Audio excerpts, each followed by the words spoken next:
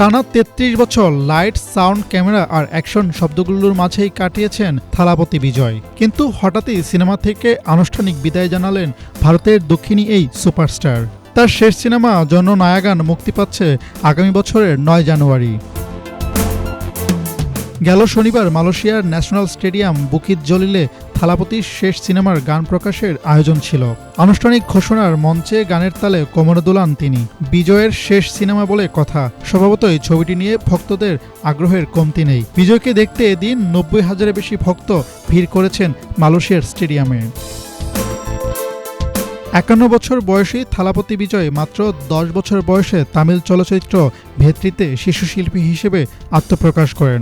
১৯৯২ সালে ১৮ বছর বয়সে নালাইয়া থেরপো ছবিতে প্রথম নায়ক হিসেবে আত্মপ্রকাশ ঘটে তার।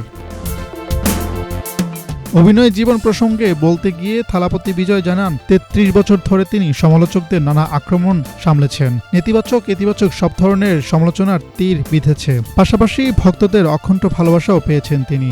তাদের মুখের দিকে তাকিয়েই এতগুলো বছর সিনেমা জগতে কাটিয়েছেন তিনি। সম্প্রতি তিনি পা রেখেছেন রাজনীতির মাঠে, তাই তো থালাপতি বিজয় এবার রাজনীতিতে পুরোপুরি সময় দিচ্ছেন।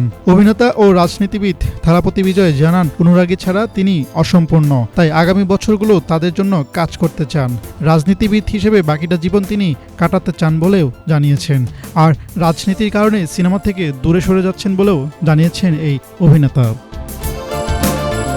গত বছর রাজনৈতিক দল তামিলাগা ভেত্রি কাজাগাম টিভিকে গঠন করেন থালাপতি বিজয়। তামিলনাড়ুতে বিধানসভা নির্বাচন করার ঘোষণা দেন তিনি। এর মধ্যে হাতে থাকা জননায়গানা সিনেমার পর অভিনয় থেকে সরে যাওয়ার সিদ্ধান্ত নেন তিনি।